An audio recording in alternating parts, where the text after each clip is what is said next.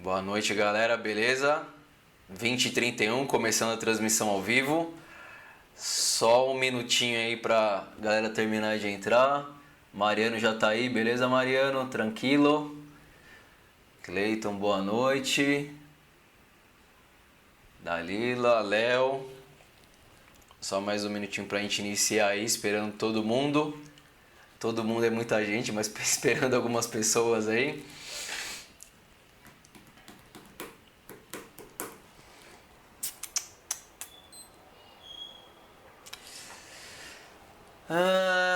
Bom, galerinha, começar a brincadeira aí.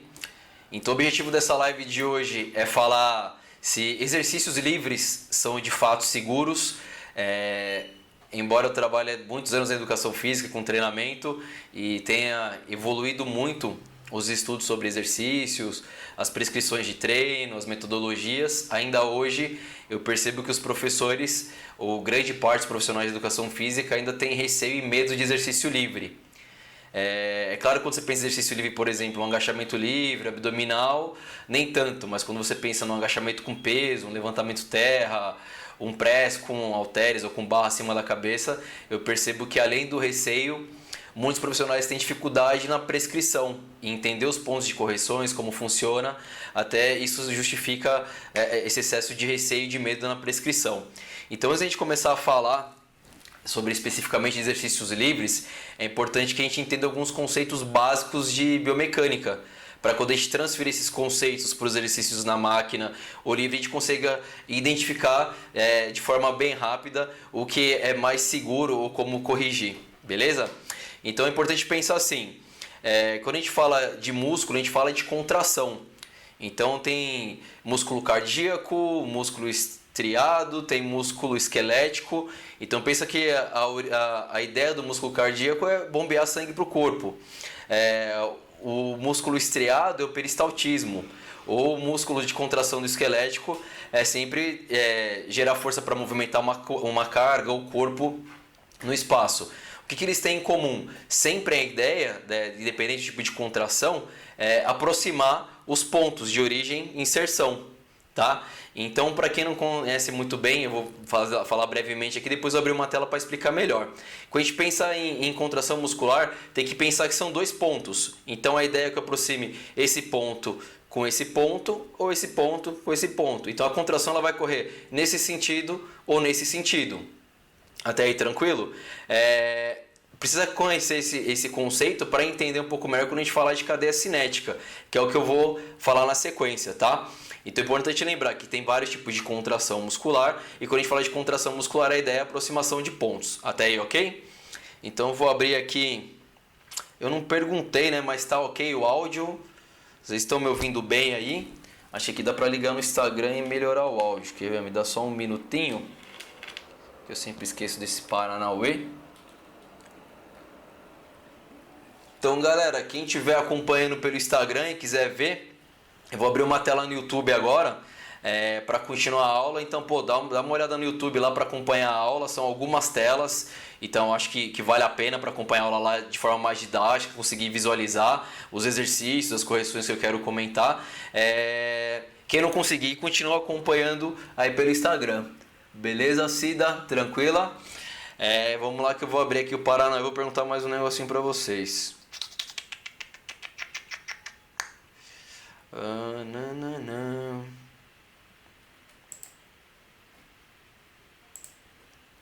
Eu tô com a tela aberta, não sei se tem alguém acompanhando nos dois aí. Dá para visualizar a página que eu tô mostrando agora e no YouTube. Alguém que tá no Instagram, se puder me dar um ok, se dá para visualizar, a tela tá aberta. Provavelmente vai aparecer um videozinho menor aqui no canto e aqui a tela, ok? Então pra gente poder continuar essa aula, valeu, Léo. Para poder continuar essa aula falando de contração muscular, o próximo passo é entender de cadeia cinética aberta e cadeia cinética fechada. Como funciona isso? Deixa eu ver se vai dar certo. Foi, coisa linda. Então quando a gente fala tem dois tipos de contração muscular aqui. Quando eu falo de cadeia cinética aberta, tá? Eu preciso lembrar da origem e inserção. Então toda vez essa origem vai ser um ponto fixo. Então, pensando em contração muscular, origem, onde vai começar o músculo que você vai ativar, que você vai contrair. Valeu. A origem é um ponto fixo. Aqui nesse caso eu vou falar do bíceps, mas vou dar outros exemplos também. E a inserção é o ponto móvel. Então a tentativa, né, quando a gente fala de cadeia cinética aberta, que é o CCA aqui, é aproximar a inserção da origem. Percebam que a inserção é o ponto móvel, a origem é o ponto fixo. Então lembra que eu falei que o objetivo é aproximar os dois pontos? Então a contração muscular está acontecendo aqui. Qual que é a vantagem da contração cinética aberta? O ponto proximal ele é mais fixo, o distal ele se movimenta e a gente consegue isolar melhor a musculatura. Então, principalmente quando eu quero trabalhar exercícios monoarticulares, as extremidades se deslocam. Quando eu quero falar de contração cinética fechada, vai inverter apenas o tipo de contração. Então, eu vou falar do mesmo grupo muscular aqui, ó, do bíceps. Então, percebam que a origem é a mesma e a inserção é a mesma. Porém, o tipo de contração muda.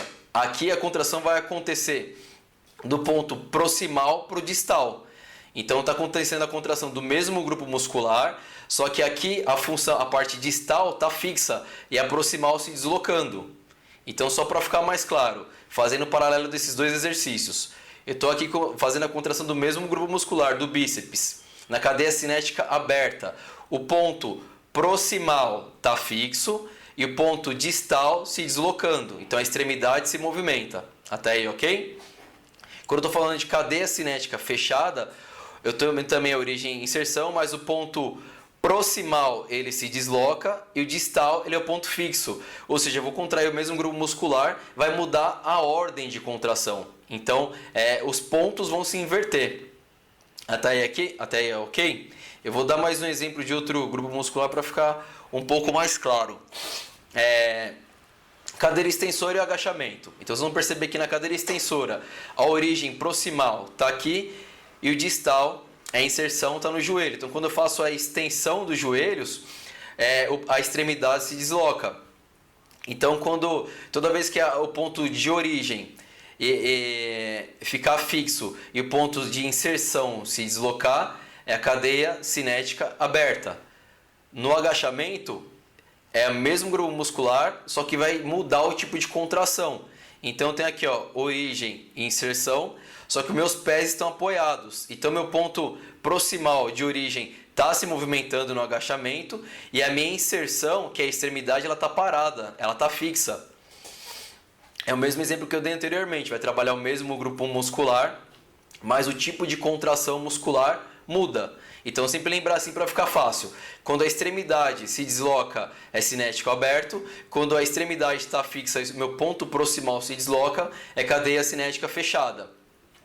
Aí pode acontecer uma dúvida clássica para quem trabalha com treinamento e trabalha no dia a dia na sala de musculação. Quando vem um leg press. Porque a pessoa fala assim, pô, professor, eu estou fazendo um leg press, estou com o meu ponto fixo, quando eu estou falando do 45 graus, que é esse aqui, tá? Ó, eu tenho meu ponto fixo, eu estou com os pés apoiados. Aí você pode pensar, pô, mas eu estou com o pé apoiado, é cadeia cinética fechada. Não, porque percebam que a lógica não muda, a lógica é a mesma. A minha origem está fixa e a minha inserção, a extremidade, está se movimentando. Então, o meu ponto de apoio, meus pés estão apoiados assim como no agachamento, por exemplo, só que aqui a minha inserção que está fazendo o movimento acontecer. Então, a minha extremidade está se deslocando. Então, no leg 45, cadeia cinética aberta.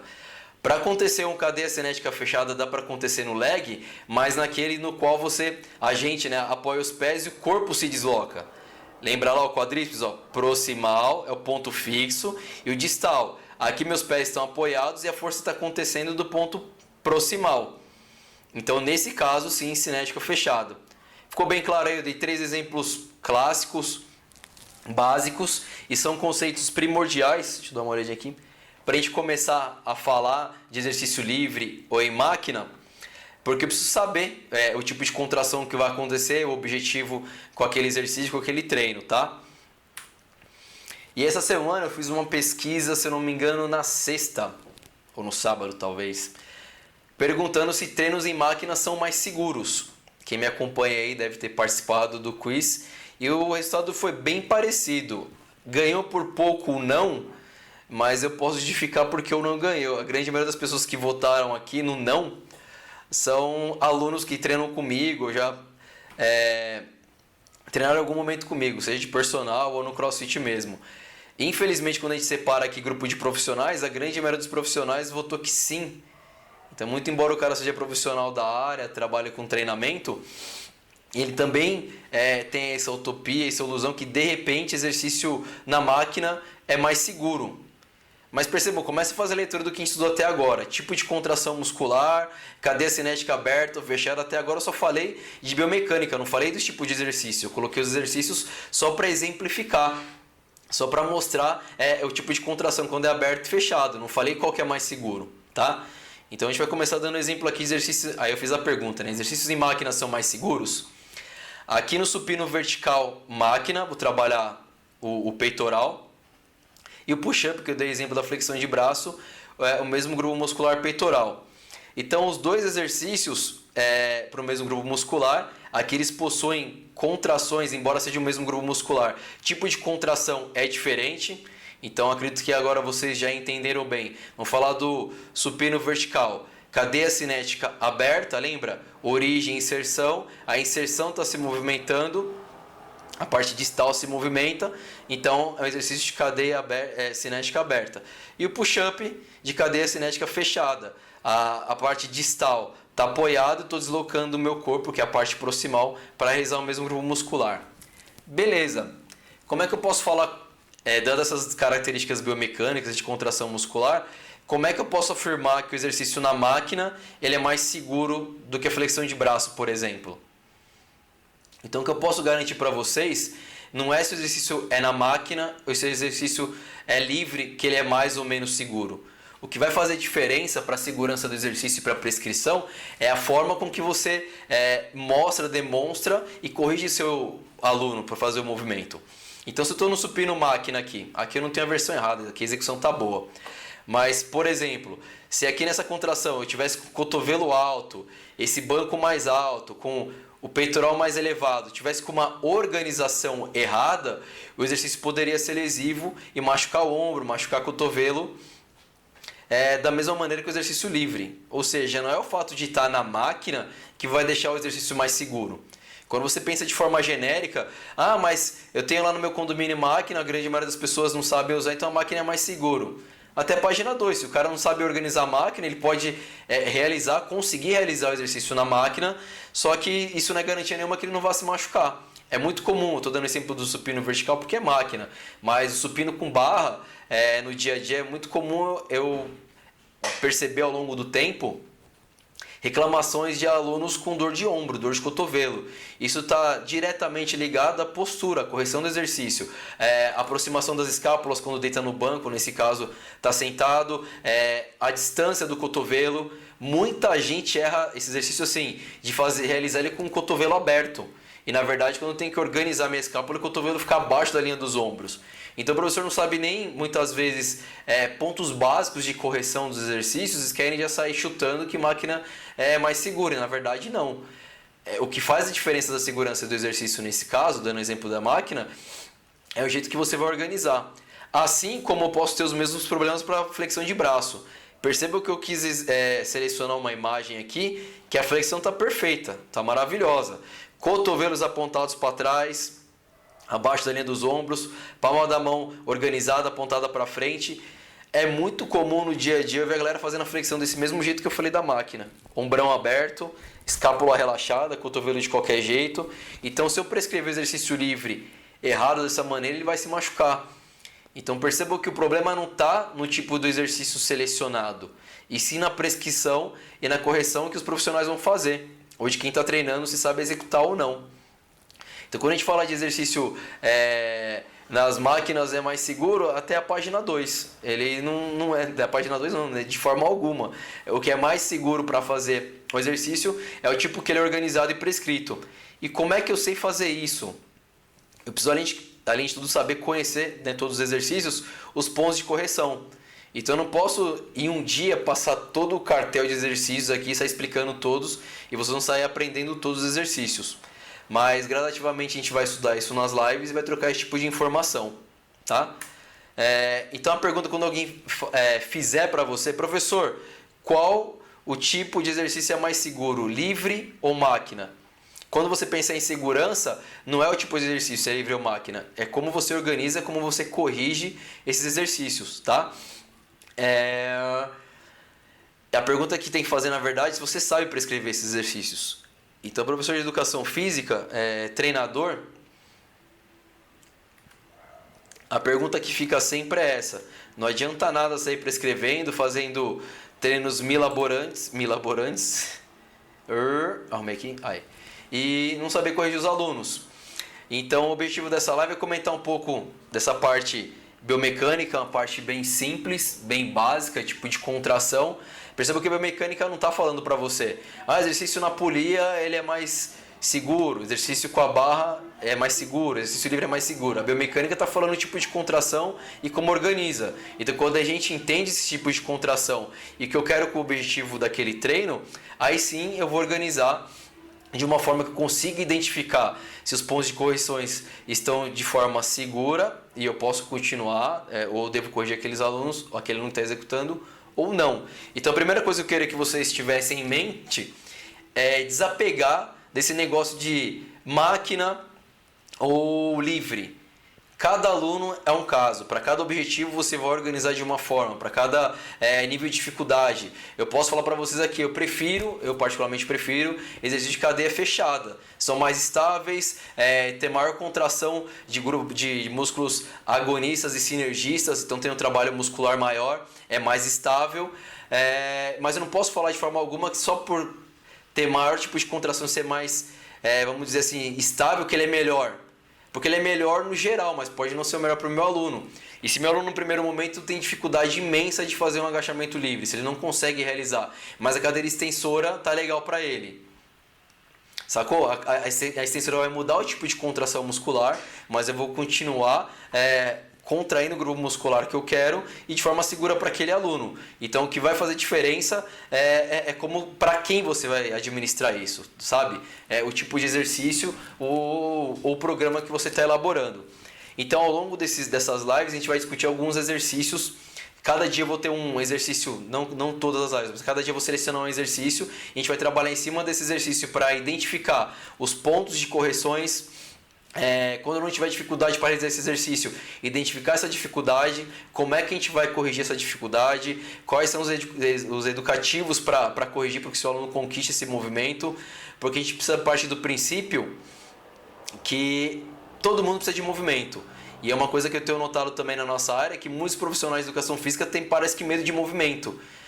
Se ele não sabe identificar o problema que o aluno tem para se movimentar, na dúvida ele não tenta melhorar, ele tenta prescrever um exercício que é mais fácil. Ele vai lá, passa um exercício monoarticular, que é mais seguro, está numa zona de conforto, vai melhorar, vai ajudar, mas não é ideal, porque o seu aluno vai ficar sempre tendo o mesmo tipo de estímulo. Então é ideal que você estude, se aperfeiçoe tecnicamente para que você saiba a maior gama de exercícios livres, né, de preferência, para que você consiga tratar no dia a dia. Por que eu falo exercício livre de preferência?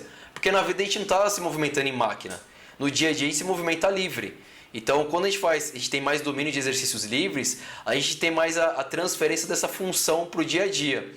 Por isso que ao longo das lives eu vou discutir também o conceito sobre treinamento funcional, mas é um conceito que quando você traz de forma genérica, ele funciona. Quando você aprende a se movimentar de forma livre, ele está mais dentro da nossa realidade. Por exemplo, eu vou pegar pega lá um senhor ou até mesmo um atleta, ele vai pegar alguma coisa em cima do armário dele, vai levantar os braços. Se ele é um aluno adaptado a se movimentar fazendo um exercício de press, um exercício livre, ele tem essa autonomia e essa organização para fazer. Se ele é um aluno acostumado a só fazer elevação lateral, por exemplo, muitas vezes não tem nem essa consciência de movimento. Muitas vezes ele perde essa função de movimento. Então a gente precisa ter esse discernimento de saber identificar quais são os exercícios que vão contribuir melhor, quais exercícios de máquina que realmente são necessários, sabe? Por que eu estou falando que realmente são necessários? Porque vai do objetivo do aluno também. Vou dar um exemplo assim, meu aluno, ele não tem problema nenhum, não tem nenhuma dificuldade de se movimentar, e ele é um atleta de futebol americano. Por que eu vou dar esse exemplo? Porque até hoje tem uma coisa no treinamento funcional que fala assim, exercício monoarticular, ele não é funcional, não serve para nada. Será mesmo que não é funcional, não serve para nada, monoarticular?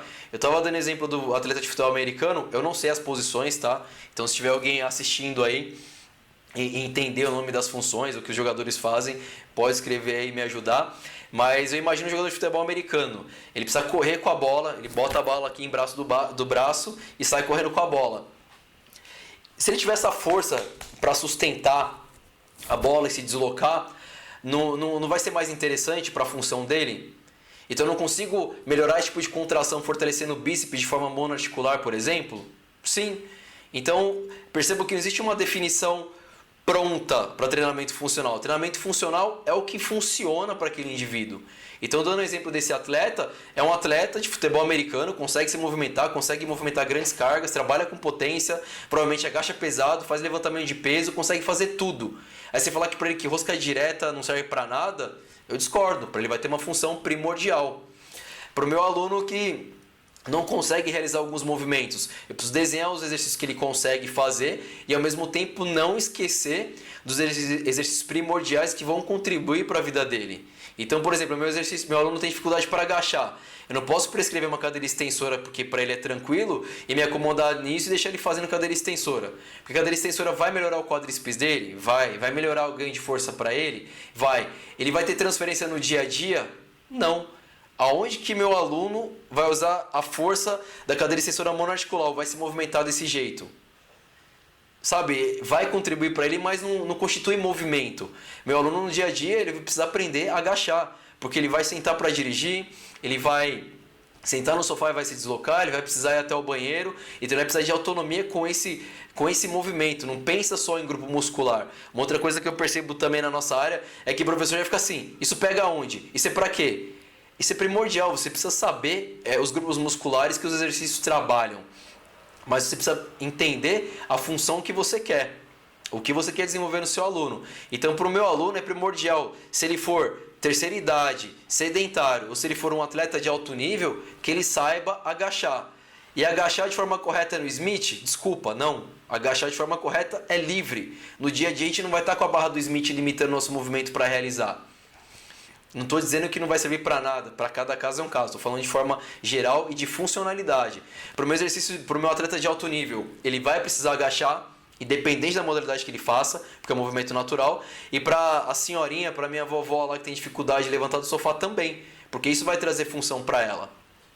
Então, de forma alguma, eu estou falando que exercício livre, agachamento serve e cadeira extensora, exercício na máquina não serve. Os dois servem, eu vou filtrar para o objetivo, para aquele treino do aluno. Só que quando você pensa para a vida em transferência de funcionalidade, o agachamento é primordial. Tanto é que é um exercício básico. Toda vez que a gente fala de exercício básico, entendam, qualquer programa de treinamento sério, bem elaborado, com começo, meio e fim, ou seja, a gente sabe onde quer chegar, precisa de treinamentos de exercícios básicos. E exercícios básicos são todos livres. Para quem não sabe, exercício básico, agachamento, levantamento terra e supino. Então sempre movimento livre. Como é que eu vou melhorar a performance do meu aluno? Como é que eu vou fazer com que ele evolua? Se dos exercícios básicos eu não sei nem fazer os pontos de correção. Isso acontece diariamente. Eu vou prescrever personal, vou dar personal por aí, eu vejo muitos profissionais errando com movimentos básicos. O aluno está fazendo agachamento, joelho entrando, pé fora, não está passando o ângulo que precisa passar. E você percebe que o professor ele já sacou que o movimento está errado e ele só não sabe corrigir, porque ele não sabe os pontos, ele não sabe por onde ele vai começar a correção. Levantamento de terra então nem se fala. Muita gente, muito profissional acha que levantamento de terra dá câncer, porque tem medo. É um movimento básico, ou seja, deveria constar em qualquer programa de treinamento sério, e os profissionais têm medo de prescrever porque vai machucar minhas costas. Vai, se você fizer errado, vai machucar suas costas. Assim como se você regular a cadeira extensora errado, só uma regulagem vai machucar seu joelho. Assim como se eu regular minha mesa flexora errada, vai machucar meu joelho, pode machucar minha lombar. Então tudo se trata de se você tem a competência, as valências suficientes para corrigir e para administrar o exercício, o treino para o seu aluno. Não é o exercício que vai machucar, a prescrição errada vai machucar. Então, novamente, quando eu falo de levantamento de terra, que é um exercício básico, se você não souber os pontos de correções, você vai se machucar. Aí, para quem não está acostumado com o exercício básico, vai perguntar, Por que o levantamento terra é um exercício básico? Porque ele constitui tirar peso do chão. A gente pode falar de tipo de contração muscular, que vai trabalhar quadríceps, cadeia posterior, isquiotibiais, glúteo, quadrado lombar, costas, deltoide posterior, ou seja, uma quantidade gigantesca de grupos musculares, mas quando eu penso em função, tirar peso do chão. Todo mundo na vida, em algum momento, vai pegar alguma coisa no chão. Seja a tampa da caneta que caiu, ou um engradado de cerveja para levantar, ou numa mudança, uma caixa pesada. Então é um movimento básico, você precisa conhecer o movimento. Supino, por que o supino é um movimento básico, um movimento de membros superiores? Contração de peitoral, tríceps, ombro, serrátil para estabilizar, para organizar o movimento. Então, exercício básico, talvez o exercício mais feito pela grande maioria dos homens na academia, só que eu afirmo sem medo de errar. 70%, 75% das pessoas não sabem realizar os movimentos básicos. Estou falando supino, mas não sabem realizar os movimentos básicos. Isso é triste e preocupante. Por quê? Você, em uma hora ou outra, esse professor vai tentar prescrever o exercício básico sem conhecer e vai machucar o aluno. Aí ele fica com essa falsa impressão. Exercício livre machuca. Não machuca. O que machuca é que você não sabe corrigir, não sabe preparar, não sabe organizar o exercício para o seu aluno. Então, ao longo das outras lives, eu vou trazer outros exercícios também para a gente discutir. Vou ensinar para vocês pontos de correção para vários exercícios, todos os movimentos básicos, a gente vai passar por todos, vai discutir, meu aluno vai fazer o agachamento, mas ele não consegue agachar. Você vai identificar, por que ele não está agachando? Ele não conhece o movimento, ele tem encurtamento, ele tem dor, qual que é a dificuldade dele? Identificou, como vai corrigir? Aprendeu a corrigir? Como é que eu vou trazer isso para o dia a dia até ele realizar um agachamento? Para o levantamento terra, a mesma coisa. Muita gente reclama de dor nas costas na vida. Sabe por que tem dor nas costas? Postura, não tem consciência, lombar fraca, cadeia posterior fraca. Tá aí mais uma vez o levantamento terra que vai corrigir todas as problemáticas. Ou seja, vai ajudar o seu aluno para a vida com um exercício. Mas para você fazer isso de forma competente e segura, você precisa conhecer os pontos de correção. Não adianta só olhar no videozinho no YouTube, como eu canso de ver a galera fazendo, olhar levantamento terra, olhar, vou fazer igual. Não vai. Vai fazer coisa errada, vai prescrever errado e seu aluno vai se machucar. Tá? Então a gente vai discutir também esses pontos, vai aprender mais sobre o levantamento terra, vai fazer as correções. Supino, muita gente com dor no ombro, muita gente não sabe executar, não sabe nem a posição da escápula, não sabe nem que precisa deitar no banco com as escápulas ativas.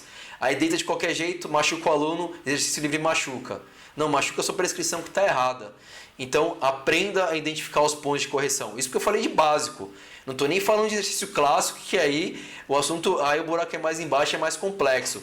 É do personal em algumas academias, estúdio, box de crossfit, rodo muito por aí. E outro dia eu vi um profissional tentando prescrever snatch. Você vê que está totalmente fora do contexto. Não tinha função nenhuma para aquele aluno, o profissional não sabia nem o jeito de segurar correto na barra, nem a distância, medir nada e estava prescrevendo. Aí o cara vai fazer o snatch, vai se machucar, óbvio, vai se machucar. Aí o que ele vai falar? Levantamento de peso machuca, é errado. Não, errado é você que não sabe prescrever e tenta fazer graça sem saber. Então ao longo dessas lives a gente vai discutir esses exercícios livres, vai aprender mais. O que eu queria trazer na live de hoje era essa base biomecânica de cadeia cinética aberta, fechada. Espero que tenha contribuído e ajudado de alguma maneira, mostrando que quando a gente entende biomecânica, a biomecânica não está falando pra gente se a gente vai treinar na polia, se a gente vai treinar com halter, se a gente vai treinar com barra, se a gente vai fazer exercício livre, se a gente vai fazer exercício na máquina. Ela está falando do tipo de contração muscular e como ele acontece. O resto, cara pálida, é com você profissional que precisa dominar e saber como prescrever esses exercícios. Beleza? Se ficou alguma dúvida, eu vou deixar mais 2 minutinhos para a galera perguntar. Pode ser aqui pelo Instagram, porque eu não vou precisar mais voltar nas telas lá. É uma revisão geral para quem chegou um pouco atrasado. Eu falei de contração muscular, então principalmente do músculo esquelético, a gente está falando de movimento, que não importa, a ideia da contração muscular é aproximar os pontos, então pode ser proximal, distal, proximal, essa aproximação vai gerar contração. Aí o que vai diferenciar esse tipo de contração é se o exercício acontece em cadeia cinética aberta ou cadeia cinética fechada. Também falando de forma sucinta para não voltar à tela que eu usei anteriormente, para facilitar só um atalho, quando vocês pensarem em cadeia cinética aberta, quando a extremidade está se movimentando, então a parte distal, então exemplos que eu usei foi rosca direta, aqui uma flexão de cotovelo, cadeira extensora, falei do leg 45, que é um exercício que muita gente confunde porque está com os pés apoiados e pode ter a falsa impressão que ele é uma cadeia fechada, mas não, ele é cadeia aberta, porque meu ponto proximal é o quadril, ele está fixo, o que está se deslocando é a parte distal, as pernas. Exercício de cadeia fechada, eu dei exemplo aqui a barra para contrair o mesmo bíceps da flexão de cotovelo, só que na barra o que está aproximando, o ponto distal está fixo e o que está se movimentando é o proximal, então estou colocando proximal com distal, tá? Origem, inserção. Para membro inferior eu dei o exemplo do agachamento, com exercício de cadeia cinética fechada, mesma lógica, meus pés estão apoiados, a minha origem no quadril que está movimentando, meu corpo está movimentando, minha base está apoiada, então minha extremidade está fechada, exercício de cadeia cinética fechada, e também dei o exemplo do leg também, que o leg horizontal muda a característica, né? O exercício de cadeia cinética fechada, porque meus pontos de apoio estão nas extremidades, estão apoiadas, estou deslocando o meu corpo. Então, uma vez que a gente entendeu esses conceitos básicos de contração cinética aberta ou fechada, fica muito claro para evidenciar que em nenhum momento a gente está falando de exercício livre ou exercício em máquina, a gente está falando simplesmente de contração muscular. Então é importante entender esses conceitos para quando for prescrever exercício, aprender, a gente vai falar isso ao longo das lives, aprender os pontos de correção do exercício, essas correções são importantes e fundamentais, um olho do treinador bem treinado faz toda a diferença. Uma vez que você conheça isso, você pode estar com o seu aluno aqui prescrevendo, organizando e fora do seu campo visual, se você souber de fato identificar, você vai perceber que alguém está fazendo errado e vai tornar seu exercício, seu trabalho mais seguro e mais efetivo, tá? Então a gente vai trocar essas figurinhas na próxima aula. Na quarta-feira, às 20h31, a gente vai falar sobre levantamento terra, que para quem gosta, para quem sabe da importância, é um movimento lindo, um dos meus preferidos da vida, e para quem não gosta, não conhece, vai falar mal simplesmente porque não sabe. Soubesse de alguma coisa, não falaria bobagem. É um exercício básico. Ou seja, todo mundo deveria fazer. Todo profissional deveria saber prescrever. Todo profissional deveria saber organizar e corrigir assim de quilômetros de distância. Tá? Então, espero ter contribuído. Vi que ninguém deixou nenhuma pergunta. Fiz um resumão final do que a gente falou aí. Falei até que menos que nos outros dias. Foi bonitinho hoje. Galera, então, para serem avisados sempre, entra no meu Instagram, na parte inicial tem o luislucase.com, se inscrevam lá que vocês vão receber um e-mail sempre antes da live avisando que vai começar a live. Se inscrevam no YouTube também, porque no YouTube eu estou trazendo material que eu vou mostrando para vocês. Para a aula de quarta-feira será fundamental, porque eu vou trazer um exercício, então eu vou colocar figura, vou mostrar os pontos, como corrigir, como identificar, exercícios auxiliares que podem te ajudar a evoluir com esse movimento. Então, por isso que é primordial que vocês que estão interessados, querem participar e trocar essas figurinhas aí, se inscrevam no YouTube para acompanhar também. Beleza? Valeu, Rafa. Obrigado por ter acompanhado. A Mari também, Edu. Então, galerinha, quarta-feira aguardo vocês às 20h31. A gente vai falar sobre levantamento terra. E é só isso, né? Obrigado por hoje. Até mais, galerinha. Hasta!